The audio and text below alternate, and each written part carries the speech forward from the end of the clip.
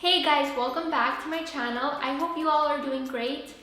I know there's a change of background. I'm sure this is the first thing everyone must have noticed. I moved into my new place and this is the current setup I have to work with. Moving is already so stressful, but I think I haven't mentioned this yet, but I did move to another city, so that just kind of added to the amount of stress and I'm like so tired. But I wanted to make sure that I do have a video for you guys this week because I hate skipping like videos and uploads. So today I'm going to be making a burger lip balm. I hope you guys enjoy the video. If you do enjoy it, be sure to give it a big thumbs up.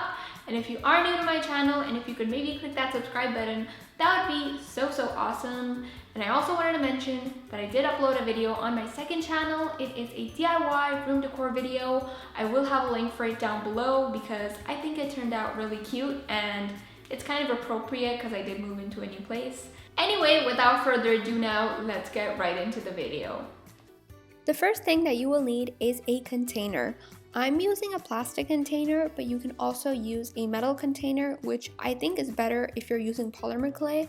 But if you're using air dried clay, it doesn't really matter. I'm going to take a piece of aluminum foil and cover the lid and the bottom part of the container with it. This is going to prevent the clay from sticking onto the container, so be sure to use tinfoil. One thing you do want to be careful about is that you don't get clay around the ridges of the container, or else it will not close and it's going to be a waste. So I'm just going to cover the entire thing with tinfoil, but I am going to make sure that I don't get any clay near that area. If you're using air dried clay, you don't need to do the tinfoil portion of this video because you won't have to take the container out later on. But anyway, I'm using polymer clay and I have this beige color, and what I'm going to do is first do the top bun. So I just took a pretty large ball and I just covered it up in a dome-like shape. Now I'm going to do the bottom, and you will need less clay than the top part, of course.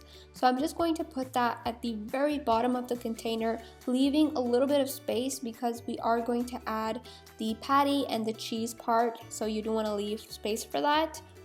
Then I'm going to take some brown polymer clay, roll that out into a snake, and then wrap that around like so.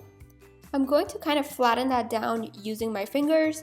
And by the way, I kind of feel like I'm getting sick at this point, so if I sound a little bit weird or off, it's probably because of that.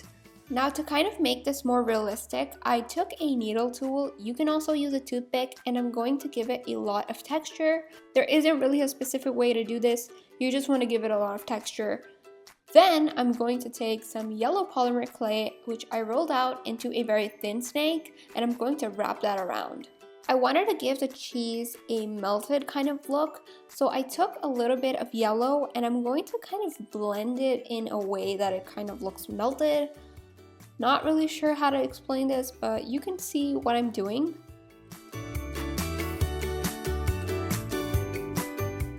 To give the buns a toasted look, I'm going to use chalk pastels. And I'm just going to shave some brown, yellow, and beige, mix those all together, and lightly dust the buns with it. If your clay gets dirty very easily, which mine does all the time, you can clean it off using some rubbing alcohol, but rubbing alcohol only works if you haven't baked your clay yet. If you have already baked the clay and you kind of find this little fuzzy piece, you can try to clean that off with some nail polish remover, or you can also take an X-Acto knife and kind of like scrape it off. This is one of the most important steps. Take out the container, or else it's gonna melt in the oven. So you wanna open up the foil and just take out the container. It should come off very easily. This is basically why you want to use aluminum foil, so that you can take it out easily like I'm doing here.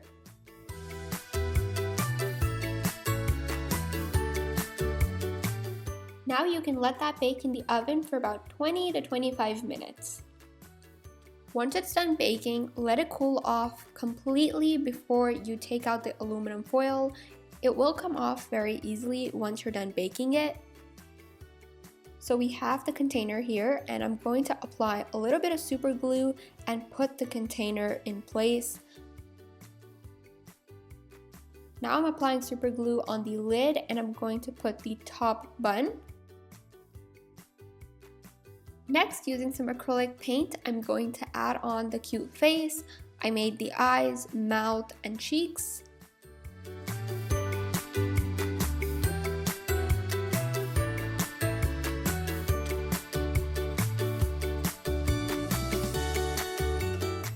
Now for the lip balm, I'm using the standard recipe that I always use. I'm adding equal parts of beeswax and coconut oil. This is completely optional, but if you want to give it a nice scent, you can add in some essential oil. I'm using peppermint. I wanted the lip balm to kind of look like ketchup, so I took a little bit of red lipstick and I added that in. Then you want to let this melt in the microwave or on a double boiler. I'm going to pour that into the container and you want to let this set for about 10 minutes. There is your completed Burger Lip Balm, and that is pretty much it for today's video. I hope you guys enjoyed it and I hope you all are having a fantastic day so far. I love you so much and I will see you in my next one.